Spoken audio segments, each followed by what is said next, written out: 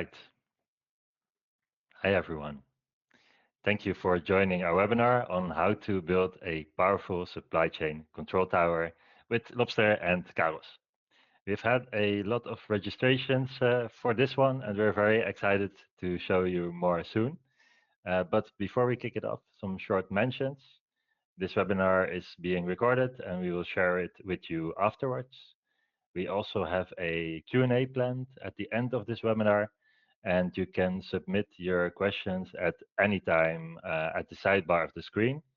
And please keep them coming. There's never too many questions, and if we don't have time to discuss them all, we will share it with you in writing when we share you the recording.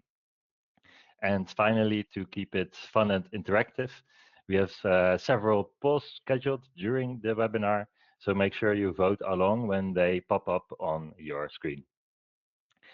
Next to our speakers of today.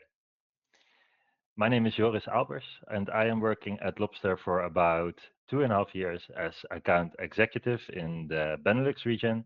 And today I will shortly introduce the webinar and moderate the polls and Q&A. Next, we have Matthew, one of our experienced sales engineers, and of course, our MVP of today, Twan Hendricks from Caroz. The agenda. I'll start with a short introduction about the bigger picture, basically a bit of background information and why we are all here today. Then I'll hand it over to Twan, who will introduce himself and Caroz and explain his journey with Lobster. Then Matthew will give a glimpse of the power of the Lobster Data Platform during his demo. And finally, we will get into your questions that you can post at any time during the webinar, so keep them coming. And all in all, we have a tightly packed schedule, so let's get going, starting off with a bit of background. World is changing fast these days. Businesses around the world are being impacted by global events, whether they like it or not. And one of the most impactful examples recently are the tariff changes, policy changes by the US, and the reactions by other countries and blocs to those changes, causing basically major disruptions and volatility in global supply chains. But also think of other upcoming and existing regulatory requirements from the EU, for example, such as ESG or CSRD and e-invoicing requirements. Or quite booming, the new technologies such as AI and specifically generative AI. And under this pressure, technological complexity basically becomes more visible, more to the front in all of our organizations. So you have to really think carefully about the impact of having, for example, multiple systems, the impact of data silos, the impact of lack of transparency. And without a strong data strategy, it becomes very difficult to adjust to rapid changes. So it's really important that you keep control and insight into your data and processes. This brings us already to our first poll of today. Let me start it. So what's the biggest barrier to real-time visibility in your supply chain today? Make sure you vote on the options on the screen. And I will share the results in a little bit once everyone had the time to click on some buttons.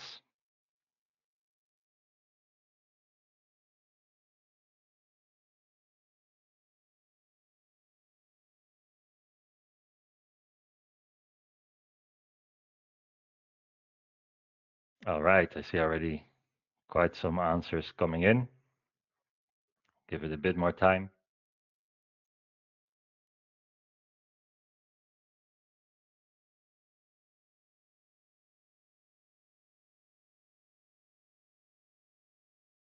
%50 voted, so I'll give it a little bit more time.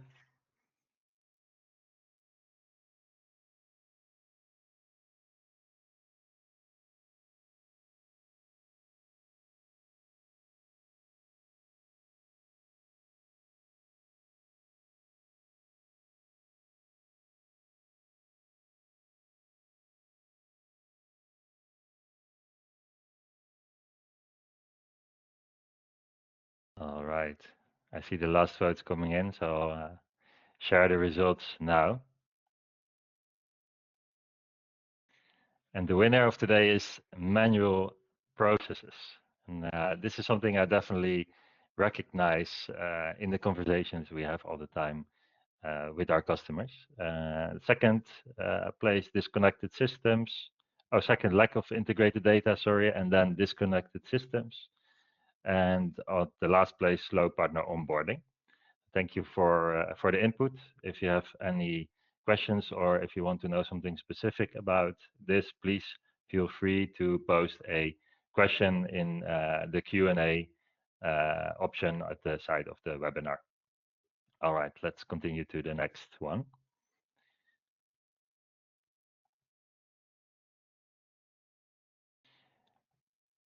So let's get back to the complexity in businesses and in supply chains. And supply chains are really complex, and they consist of many steps. And there's often two types of complexity here. So there's the internal complexity within an organization, but also the complexity because you have to interact with a lot of other suppliers, customers, and end customers, which basically explodes the complexity in these kind of situations. So let's start with the internal complexity, where there are often multiple internal systems and processes in place. And challenges we commonly see here are that legacy systems are there and they cause data silos that limit basically agility. A challenge is the lack of real-time data, which hinders, for example, responsiveness. And another challenge is data quality issues, such as, well, that can basically create errors in processes and even can cause mistrust. So add on top of that the external complexity of having to work with multiple partners and systems, each with their own specific data requirements. And then the question really becomes, how do you deal with all of this? Well, no big surprise here, I guess, but this is where our customers have turned to the Lobster Data Platform. So what is the Lobster Data Platform? For those who are already familiar with Lobster, you might know us from before as a middleware tool for data integration between various systems. Think of topics such as EDI or API integrations to automate, for example, your order or invoice flows, or to connect multiple systems internally. These have basically been the bread and butter for us for many years. And next to that, we offer a very in-depth orchestration layer, as we call it, to build and provide smart portals with complex business logic behind it to many types of different stakeholders. These can be internal stakeholders and also external stakeholders, so they can interact with the data you expose to them to really keep the human in the loop. Common examples are, for example, an order portal or a master data management portal that fits your exact needs.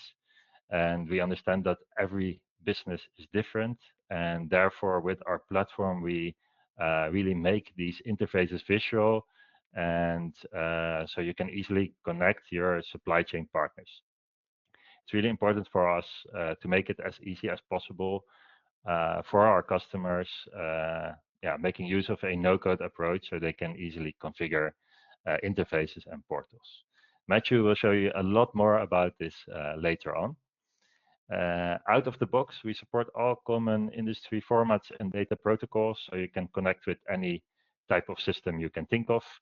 And to get you up to speed fast, we are increasingly making more and more trainings and templates available to enable you to use our platform quicker.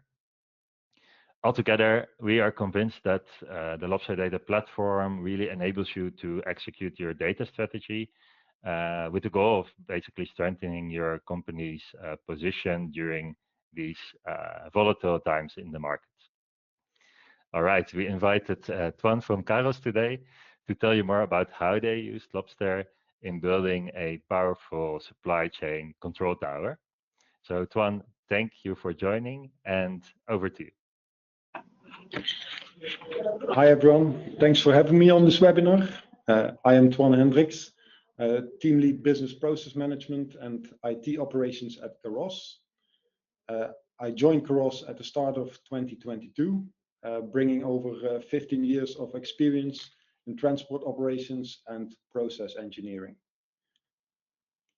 Today, we'll be diving into how Caroz transformed its integration processes, moving from outsourced to insourced solutions, and how this brought us real-time visibility, major time savings, and far more scalable IT landscape. Of course, all powered by Lobster. But before we dive deeper, the beautiful building you see here is our headquarters office in Venlo, the Netherlands. So who we are as Caroz. Caroz is a neutral fourth-party logistics control tower specialist managing end-to-end supply chains for our customers. We were founded in the year 2000 and have grown into a global organization with over 180 colleagues that are coordinating over 20 million shipments each year. What really makes us unique is our own in-house developed transport management system, which gives our customers flexibility, control, and full visibility across their supply chains. But what exactly enables Caroz to stay neutral and flexible? That's unlike traditional logistics providers, we do not own any trucks, ships, or warehouses. Our biggest assets are our people, what our CEO and founder often describes as our human capital, our technology, being the systems that support our processes, and last but not least, most importantly, our data. The independent position of Caroz allows us to choose the best partners for each situation, delivering what truly adds value for our customers, and that's optimized service and full transparency. And that transparency starts with one key ingredient, and that's our data. So data is the backbone of everything we do at Caroz. It helps us move from reacting to predicting and preventing to problems. With the right data, we improve performance continuously, together with shippers, carriers, and all players in the supply chain. And that's also the biggest reason why a reliable integration platform is essential. And that's where Lobster really makes the difference for us. So what has brought this in practice? The impact since using Lobster has been quite remarkable. Before Lobster, building an integration could take us months, and the error detection often required a lot of manual effort. Nowadays, in the current situation, we onboard partners within 4 to 6 weeks, and most of the errors are handled automatically, self-healing in most cases. But the core result is that today we run over 200 integrations every day with a near perfect success rate. And that has been a huge improvement in speed, efficiency, and reliability to us. But Lobster is not a standalone success. It has perfectly fit into a broader company strategy. Because Lobster helps us in our goal to streamline our IT landscape.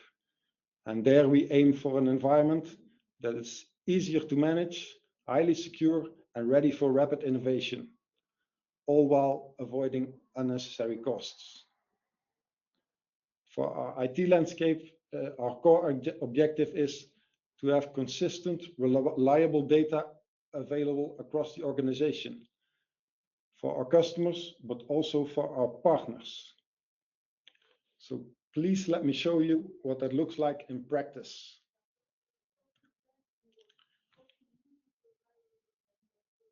Here you see a high-level overview of our connected ecosystem. Our customers, our carriers, suppliers, warehouses, carbon emission partners, and real-time visibility providers are all involved in the supply chain execution, and they are all connected via our Lobster Data Platform. And this has enabled faster connections, less manual work, and smooth data flows. So why did we choose Lobster specifically? Just 2 years ago, most integrations were outsourced. We had one ERP consultant who was located in Melbourne, Australia, that handled the majority of them. The time zone difference made communication during projects and error handling very challenging, which led to high costs, slow changes, and limited visibility into what was actually being built. As Caroz, we wanted to take back control, to develop integrations in-house, scale faster, and standardize processes. By introducing the Lobster Data Platform, that provided exactly that. And integration development has since then become a core competency within Caroz. But we are not stopping here.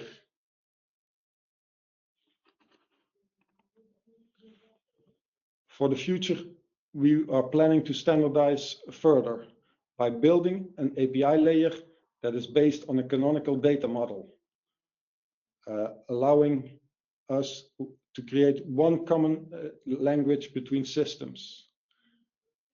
And this allows even faster partner onboarding and greater scalability as we grow.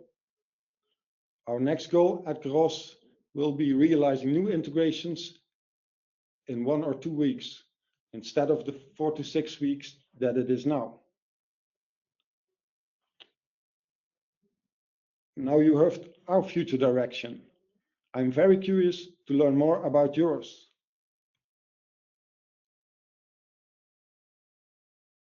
That brings us to the second poll of this webinar. Which type of data integration will make the biggest impact in your organization for the upcoming year?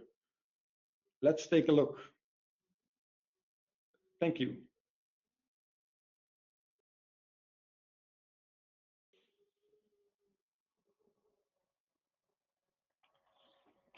Thank you, Tuan. I have launched the poll on the screen, so please make sure to cast your votes, and we're very curious about the results.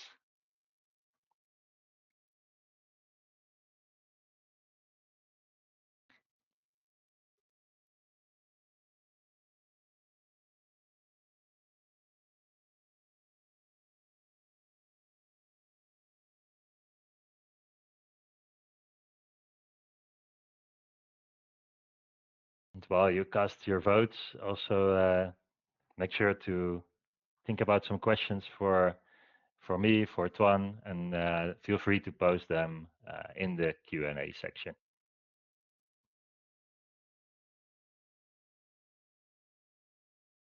All right, almost 80% already voted. It goes very fast.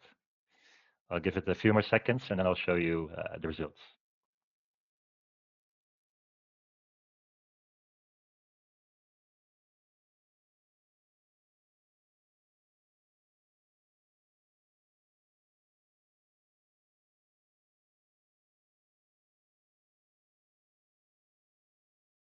All right.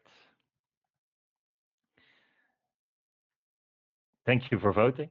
Very interesting results. So the partner and supplier integration, they've risen to the top. So in the previous poll, supplier onboarding was a bit lower, and now it's suddenly quite high on the list. So that's interesting to see.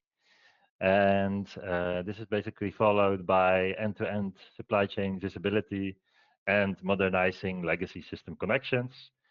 And on the bottom is AI-ready and data foundations, which makes a lot of sense to me because it's quite early stage for that. And all right, I will close the poll. Thank you for voting. And next up, we have our Matthew from Sales Engineering. I'll hand it over to you. Thank you very much. So Let me start by introducing myself real quick. My name is Matthew, and as Joyce said, I'm part of the sales engineering department here at Lobster, where I've been part of the organization for the last 5-ish years, coming from a background in a couple of different EDI consulting companies based in Europe. It's always a pleasure to be part of these webinars, actually hearing what our customers are doing with the product, because usually I leave them a bit before we see the end result. So it's always nice to see that people are actually doing the things that we're talking about in the sales processes. So let me talk a little bit about our Lobster Data Platform in general before we move into the actual product and look around in there. So Joris has already touched on a couple of these points, that the Lobster Data Platform is now a unified product delivering both integration and orchestration capabilities. So as part of that, we do all of the sort of under the hood connectivity between different systems, fully automated integrations, moving data around across all kinds of different protocols and formats, that being both EDI, external connectivity with your trading partners, but also EAI, so all of the internal integration work that needs to be done within your IT landscape in your own organization. On top of that, we have the orchestration part. Orchestration allows us to create portals, it allows us to create applications, it allows us to create frameworks or workflows that we can work within, where either we require a human touch as part of the process, or the end result of the process is that we have a visualization to present. But it also allows persistency of data within the Lobster platform, so we can tie asynchronous processes together. And I'll show you a bit more about that in a second. So the most important thing to know about this Lobster integration part is that everything is no code, low code, and is done via drag and drop mapping. So let us jump into that. So here we have the actual product. So we're logged into a live demo system, where we can see sort of the dashboard. We have all of our monitoring available. So we have unified monitoring of all of the processes that are running within the system, and can easily access those and see what's happening in here. If we jump into a profile, as we call it, which is an integration flow, we see the mapping stage in here. So when we're talking integrations, we have this modular way of building them up through phases, where we define the connectivity in the first phase. In the third phase, we do our actual mapping, and in the sixth phase, we will define how we send out data. So it's a very modular way of building this up, and we have a lot of reuse within the interface to build up familiarity as quickly as possible to make it easy to work with. So that means you can easily expand to different kinds of integrations that maybe you don't have too much knowledge about, but the tool that you're working within will already be known. It's always the same, no matter what you're trying to connect. When you're doing the mappings in here, it is simply drag and drop. So we take fields from the input side, drag and drop to the target side, and that will create the mapping for us. That will solve a lot of issues, a lot of the sort of easy work as part of the mappings. As soon as we get more complex, we have our functions, which is the no-code building blocks that can be used to build more complex integrations. So from here, you can do work with external parties, so you can merge data sets from third parties. As part of this, you can make API calls, you can make statements towards databases, or you can just work with data sort of in memory, in variables, lists, etc. So 80% of the product is extremely simple. It's easy to get up and running. It's easy to work with, but we do have the capabilities to make complex processes where it's needed as well. But of course, it's not always needed. So on top of that, we have our control center. So we're still in the integration part, and we're talking about monitoring here. So what is happening within my system? So this is the out-of-the-box control center that we have available, where you will see information about all of the jobs that are running, and I think a nice feature, the possibility of exposing dynamic data. So you can choose data within your integrations and expose them directly in the logging view, which makes it possible to actually go in and look for business data instead of harder technical terms when you're doing troubleshooting, which again makes it easier to involve the business and to respond to the requests that are coming from the business, which maybe doesn't include file names and timestamps usually when they're looking for stuff. So we could make it, we could expose an invoice number or an order number, a tracking reference, whatever it might be, and make that directly searchable, which is very nice for troubleshooting purposes. Good. So that's a bit of the integration layer. It is simple to work with, and it is sort of the foundation of everything that's happening within the system. It's how we move the data around through all kinds of different systems, all kinds of different protocols. So we can tie together legacy systems or just systems that are bought from sort of different ecospheres where they are not natively made to talk together. Let's jump into the orchestration part and show a bit more of the visual parts that we can do within the product now. So we've built up a couple of demo systems representing different industries that we work with often. So in this case, I'll show you a bit from our engineering company, our manufacturing company, and then in a second, I'll show you something from our logistics scenario as well. Within this one, the adventure engineering, I will show you how this manufacturing company handles their EDI businesses. So if we jump into the inbound logistics and to the order view, in here, it is possible for us to consolidate data from different systems. So what do I mean with that? Well, when we're doing EDI, most people would just be thinking, yeah, we'll be sending EDI directly to a trading partner. Here's my EDIFACT file or my X12 file, and then you get a response back, and that's a process. But as some of you probably have, you will have trading partners that are less technically capable.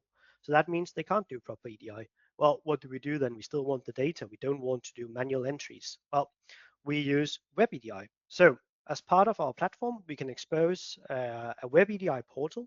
So that means your trading partners can log into this system and they can enter their orders or they can respond to their orders directly in an interface in here.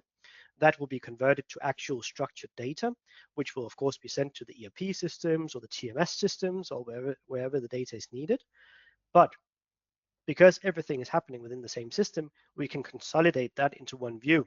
So we will have one web EDI system. We'll have our sort of direct EDI, let's call it that. And then maybe we also have external trading partner networks. Within some industries, they might have specific networks that data is exchanged over that you have to use. So we will consolidate all of that data. Everything is being mapped and integrated through the Lobster platform. And because we have the data available, well, why not unify it and show it in one view? And that's what we're doing here. So the idea is that we can see that data is coming from these different systems. We have information about the actual order. If we click into an order, we can see information about the detail levels, so the lines. We can see the statuses in this scenario only based on the confirmed delivery dates. Do we have anything that is late? Do we have anything that's partially confirmed? That we can check because we have the original order and we have the responding document. So we can trigger notifications, warnings, views, whatever it might be, depending on severity. Based on this asynchronous data that is flowing through the system. We also have direct links to the corresponding documents. So we can click here and go directly into the ASN, so the shipping notice that has been returned from our trading partner with information about when these data has been, or these goods have been shipped, and the tracking numbers assigned to them, which is also quite nice. So what we're doing here is, of course, moving EDI data, and that's nice. But what we're also able to do, because we're suddenly talking visualization and data persistency within the system, is that we can unify asynchronous flows to show data based on sort of the entire supply chain process instead of purely transactional based. And on top of that, we can do that from all kinds of different systems at the same time within the same view. So it's really flexible and possible to sort of configure this so it fits your organization's needs. It's not a standard product as such. Everything has been built from scratch to fit this specific company, how they want the unified, the interface to look. Good. What we also have is, if we move into the logistics scenario, is first of all a visual dashboard. So we have a good visualization of the data that is flowing through the system. Again, custom made from widgets. This is also a no-code platform, if that wasn't clear. So we design widgets based on data models in the background, which will show you the data that exists within the system. So you have information about early deliveries, you have information about damaged goods if that comes back, and we can also see lost data. And I'll talk a little bit about that in a second, how we can actually see that something has been lost, because that's of course not transactional data that is coming back to you, more the opposite. So if we jump into our pallets, so this is a view of all of the pallets that we are handling for this fictional logistic company.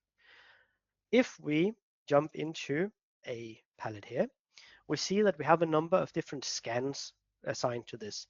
So what we're doing here is we are integrating to all of the different warehouses, all of the logistics partners that are involved in the shipping of this product.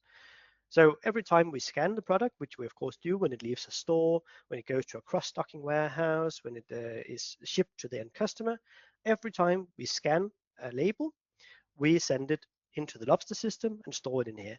So here you can see information that we have received from the scanning system, and that will be saved into a database model related to the pallet number. So we'll always have full traceability, again, asynchronous traceability within the system here. So we can see that we are receiving scans all throughout the system, and we see in this one that we are receiving a estimated delivery time. We know in the background that this pallet belongs to a certain transport order, and when that was put in, we had a requested delivery time of X. Now the estimated delivery time is different in another process, but we can tie all of that together and notify that, hey, something is wrong here, this is now delayed. What we would also be able to do is keep track of which pallets are part of a shipment. Let's say we have 10 pallets arriving at a cross-docking warehouse, they're all scanned in. Day after, 9 of them leaves the warehouse. So as soon as that happens, we can go in and cross-check essentially against the shipment to see, okay, we got 10 in, we now have 9 out. What's happening to the last one? And we can define business rules to say, what do we want to have happen in this case? Maybe there's just not room for it on the truck. Well, that's not an issue. It will move out tomorrow. So maybe we put in a delay and say, if it still doesn't move in 24 hours from when the other ones were moved, then send out a notification. Or maybe we want to receive a notification, an email, maybe it needs to ping an API immediately. So again, it's very flexible what you can define within this this sort of element. Anytime an entity is updated, we can spawn events, we can update states, and send out or trigger external notifications or calls to external systems. Good. So that's how we would see the lost elements before. So we can actually react to data that we don't have because we have the entire context available in here. And that's quite powerful, I think. Good. The other thing we want to look at is our shipping dashboard. So in our shipping dashboard, we have a list of all of the shipments again that are relevant for our company, or this could even be a customer-facing portal instead, where based on the role that they log in with or the user that they log in with, that would be tied to a company. based on that company from the session, we could then query out only the specific shipments that are related to them to easily create a customer-facing portal where we can expose relevant data from the entire system, essentially, in a nice, user-friendly, pleasing way. So we have a list of shipments. Within that, we, for example, have GPS tracking. So we are receiving GPS coordinates through an integration from the trucking company, from the actual trucks, the sensors out there, or from a third party. That's also fine. We overlay that with a map that we are pulling from a third-party map provider. Then we tie that data together with information from the original transport order. So we see where did it come from, where is it going. We then also overlay all of the scan data, so we can see the exact route it has taken. We picked it up here, it then moved to this warehouse, to this distribution center, etc. So that's coming from dynamically from the scans we looked at. Then we have information about the shipment. So we have sort of the commercial values that are being pulled from the ERP or the TMS system. We have the CO2 balance, which again is being pulled in from a third-party provider. And then we have this proof of delivery, which is actually getting populated from an app that we are creating within the portal as well. So whenever a shipment is assigned to a truck driver, he would receive a notification, that being an email or an SMS, with a link with a one-time login to a camera app, essentially, the scanner that you see out here on the left-hand side. It doesn't work on PC, but if I was on a phone, it would. So it opens up his camera. He can take a picture directly of whatever he's delivering, and then it gets uploaded immediately into sort of the same data model in here and populates in the view. So we can pull data from sort of the transactional based elements, the standard EDI documents that are coming through. We can pull from a third party systems where we get the map, we get the CO2 info calculation, etc. And then we can develop applications that might be pictures, it might be data entry, it might be automated pickups essentially from a process ending, and consolidate all of that into one singular view, because then we can send all of the data, we can show all of the data that we have available in here to a customer, which is of course what brings value today. Within the logistics industry, I don't want to offend anyone, but anyone can sort of deliver products. That's not the issue, but delivering the extra value. You want to see tracking. You want to see exactly where your goods are at what point. You want to know when are these at my door. You want to know the CO2 and so on. So it's really about utilizing all of the data that already exists within your organizations and use that to give a better customer experience. And that's really what we want to try to do in here, with a combination of the integration tools to pull the data and the orchestration tools to make pleasing visual views and show this in a meaningful way to a customer. I think that is enough from my side initially.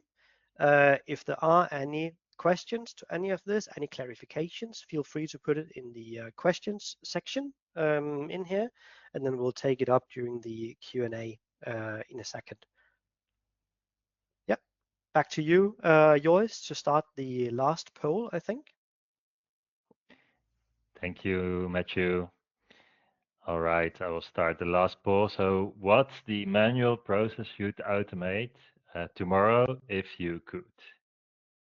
And it should pop up on the screen right now. So please cast your votes. And yeah, if you have questions about how we would do that with Lobster, please post them as well.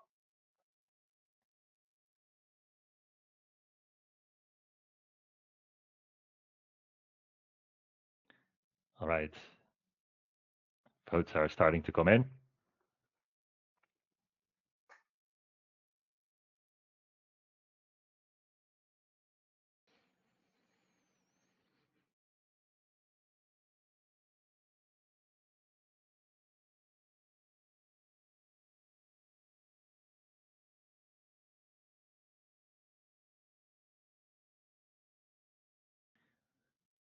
60%, getting there.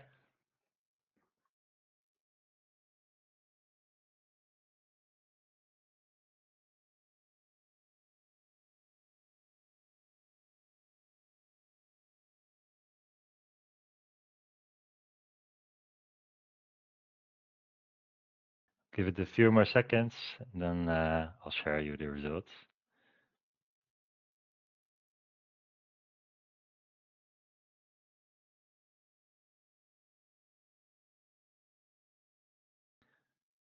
All right, thank you for voting. Results should pop up on the screen right now. And interesting again, partner onboarding is one of the top voted options. And the other ones are quite equally on the second, third, and last place. So status updates, order shipments, exchange, and reporting and dashboards. And yeah, thank you very much. Let's continue to our Q&A section.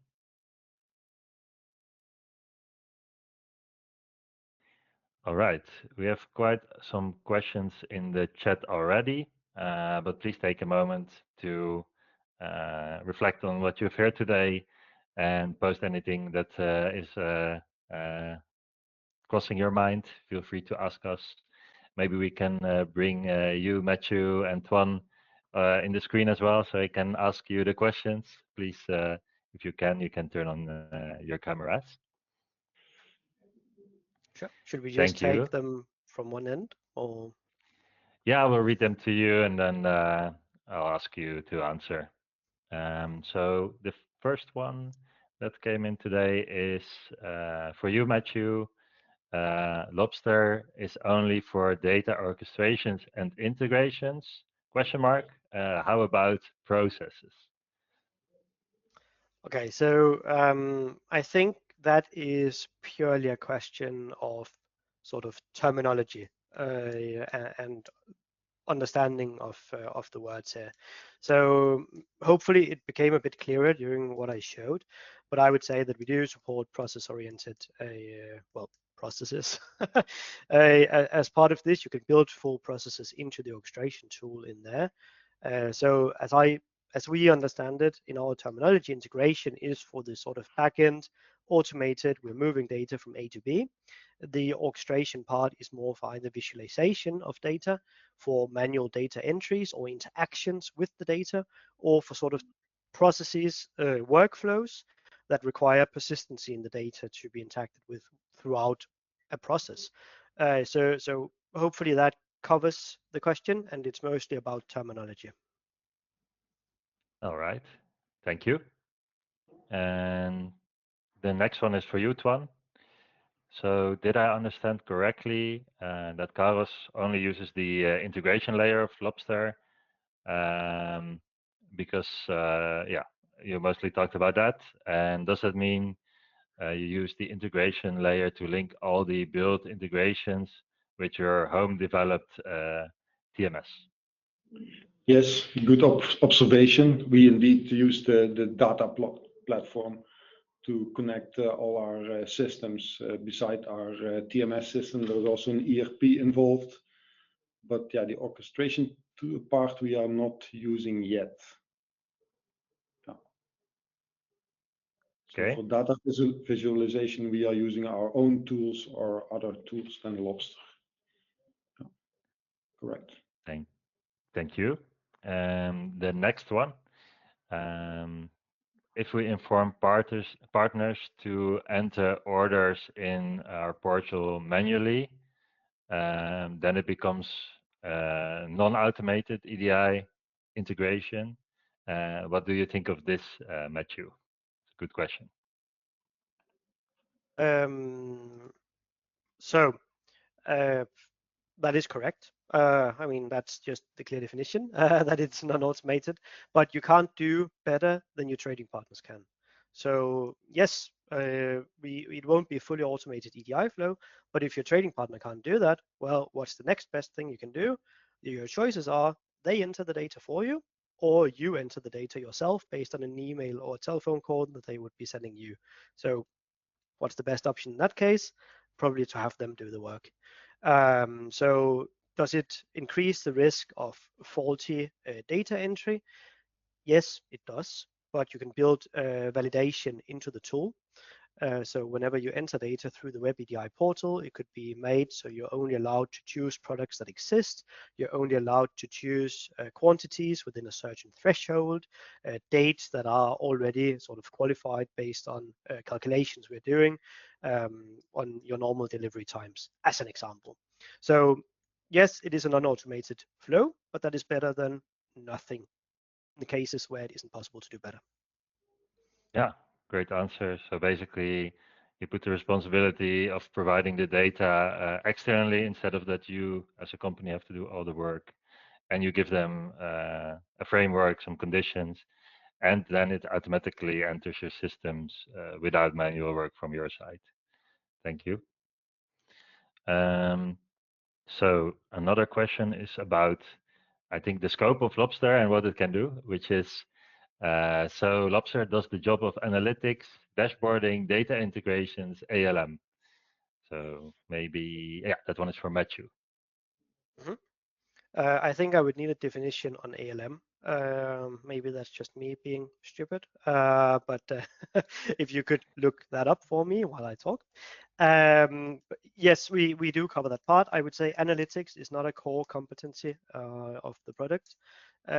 So if you are looking for larger scale BI analytics, we really want to deliver the data for that, and we make it possible to move data from all of the different systems you have into data lake, for example, in an organized way for a BI tool to analyze. But I wouldn't say that we are a BI tool ourselves. We can do basic BI functionality, but if you're looking for actual like large scale analytics, we would be combined with a product specifically made to do that. Okay, very And then clear. the rest we are doing. And ALM, did you get a definition on? Yeah, the application lifecycle management. So building Uh, apps and maintaining them, basically. yes. So of course the application framework, the no-code framework in the orchestration tool allows us to do that. And as part of that, there are a built-in governance model ensuring version control, history, rollback possibilities, etc. So if that covers the question, then that's the answer. Okay, thank you. So there's quite a lot of questions. We'll try to answer most of them. And if we run out of time, we will make sure to share them after the webinar together with the recording. So none of your questions will be unanswered, no worries. The next one is Lobster has APIM capabilities to expose REST service to internal and external apps, question mark. Can those Lobster APIM be integrated with Azure Entra ID / Azure API Center for Matthew? Yes, so I'll try to answer shorter now because there are so many questions, which is good. Yes, we do support. We do have API management. We do support both REST and SOAP web services as both server and client. And if we can integrate it with Asia, etc., we are agnostic. We don't care. We can integrate with anything that supports HTTP calls or HTTPS calls in that regard. Okay, thank you. Then another question, or actually multiple questions. I'll start with the first one. Does EDI with Lobster require a VAN provider for Matthew? Short answer, no. We support all of the protocols that a common WAN provider would do. It's mostly in the US, I think, that they have a very large focus on these WAN providers, where you can sometimes be forced to interact with them instead of doing direct connections to the customers. So maybe that is the case. The customer has a WAN partner and they don't want to do anything sort of themselves. Then you would be what is called a third-party connection to that WAN partner. But the commercials on that part is not related to us. It's something that your trading partners should be aware of. We have seen very few examples, again in the US, where WAN providers don't want to talk to anyone that isn't a WAN provider themselves as part of a closed group there. So I have seen a singular scenario where one of our customers had to have a routing agreement with a WAN provider in the US just because of politics. But no, it is not a hard requirement. We support all of the technical capabilities that a WAN provider do, and we can exchange the data via AS2 or AS4, SFTP, whatever they usually do. Thank you. Then the next one is, can it translate base units to their displays and back and keep track of the original order position when processing EDI responses for customers whose WMS systems cannot process GDSN logic? Quite Yeah. specific one. Yes. Simple answer. Again, hopefully, yes, we can do conversions. The data needs to be somewhere where we can do a conversion. So either it's hard-coded lists, or maybe we look it up from a database or an attached file as sort of a lookup. And can we refer back to the original positions? Yes, that is part of the orchestration part where we have persistency in the data. So we could store the order as an entity in there and go and fetch from the original one based on the order reference when we have outbound documents. Thank you. And then the next one, do you already have an EDI grammar from SOG ERP to ANCOM? Also for Let me Matthew. just read that myself. Do we Yeah. already have an EDI grammar from SOG ERP to EANCOM? I'm not 100% certain I follow. EANCOM is a subset of the EDIFACT standard. We have all of the templates available in there directly, so you can import the EDIFACT template into the mapping. SOG ERP, I'm not personally knowledgeable about that. We can upload the files directly if it's XML based, JSON, CSV based, whatever. Upload it into the structure. It's also created, and then you can just map fields back and forth as you please. Yeah, very clear. The last one about the web EDI template, and does it allow Excel import for orders? Good question. Yes, so that is standard. We even have a standard demo scenario for it that I could show you in a separate session if you want to. But yes, all of the integration capabilities are available within the orchestration part as well. So you can import any kind of document into the web EDI and do it that way and just utilize the file validation part of it if that's what you want to do. Yeah. And then will Lobster be able to provide AI-assisted ETL in the future? And So we have yeah, loads of also for you. AI functionality on the roadmap. Part of the AI mapping is something that we're looking heavily into, how that can help speed up the sort of mapping of tools or integrations. And that will be part of the ETL module as well. Yeah. So it depends a little bit on exactly what you're looking for, but in general, we are very focused on AI and how we can implement that as part of all of the integration processes we have in here. Thank you.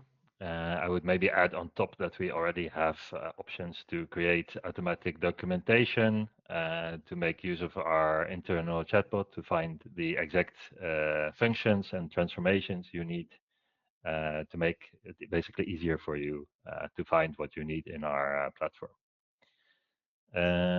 Let's get back to all the questions. Regarding shipping dashboard example, does Lobster offer the option to build something like this for us based on our requirements, or would we need to develop it ourselves? Very good question. Choice on your end. So we have hybrid models where you do it yourself, we do it, or anything in between. Also partners. Yep. So multiple options, whatever you need. Yeah. All right, let me get to the next one. So we are dealing with traceability issues with regard to shipping containers. For example, ship delays and follow-up for operations, EA pickup and work planning to process these. There is no direct link. All right, this one is assigned to me, but I think you can also help me answer this one, Matthew. Let me see. What would you say? And then I will react. So I would say that as long as the data is available and there is some sort of link in there that we could utilize, then we would be able to help in some regard. Of course, if there's no data, then well, what can you do?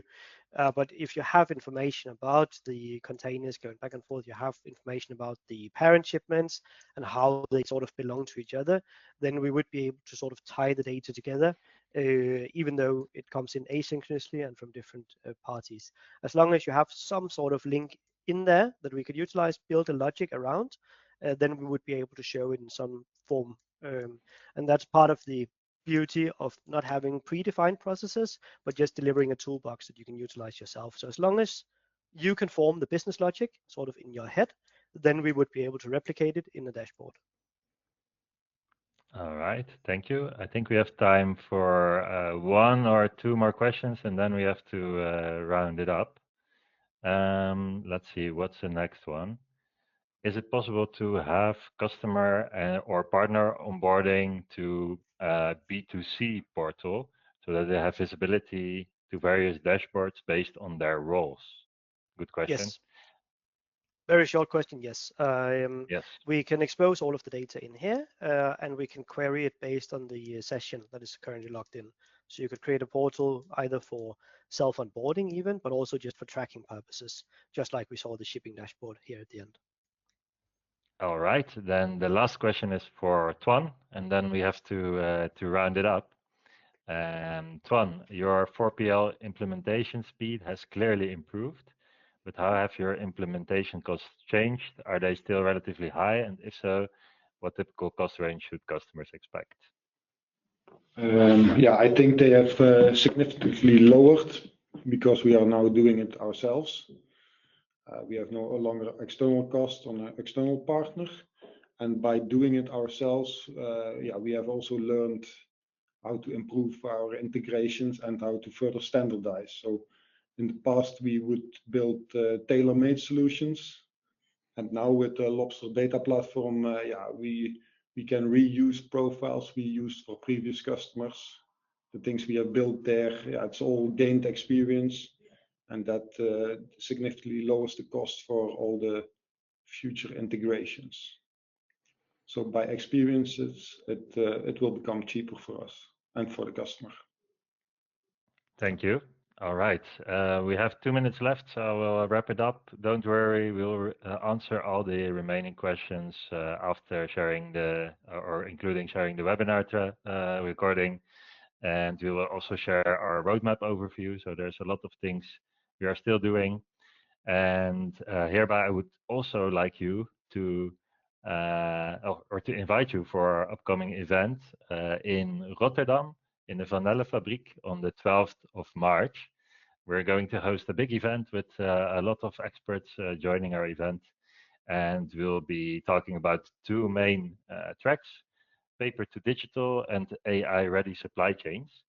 And yeah, we would like you to join. So please make sure to register by scanning the QR code. And yeah, go ahead, please do that. Make a screenshot so you can do it later or do it now. And this event will be very interactive. So there's also lots of chances to network and talk to other customers that use Lobster to basically understand what's the use case they have, share some best practices, and yeah, we would love you to join. Thank you very much for joining the webinar today, and we'll get back to you with the recording and the answer of all the questions. If you have any questions for us, we'll make sure to provide you information how you can reach out to us so we can talk to you about any questions you might have or show you anything that you missed today. So please feel free to reach out. Thank you very much. Bye bye.